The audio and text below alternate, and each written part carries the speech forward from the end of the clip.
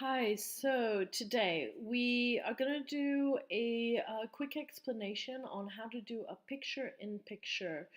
This is something we've had a few requests on as our viewers have been watching us do caricatures, but they would like to also see a photo of the person we are caricaturing.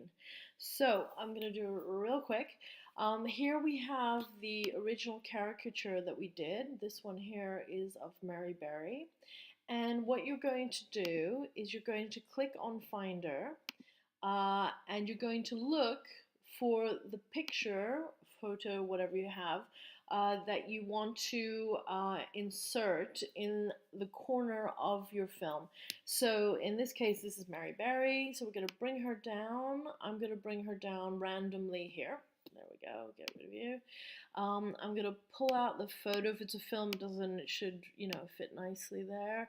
As a photo, I'm just going to pull her out, let's say to here. And then I'm going to double click on the photo of Mary Berry. Okay, up, and it goes a little smaller. And you'll see here in the corner, it says cut away, okay?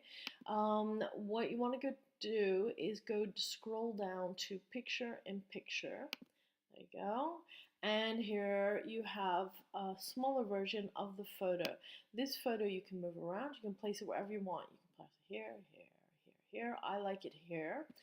You can also make it larger, smaller, whatever you want. So I'm going to place it actually right here. I think it's a nice little spot for it.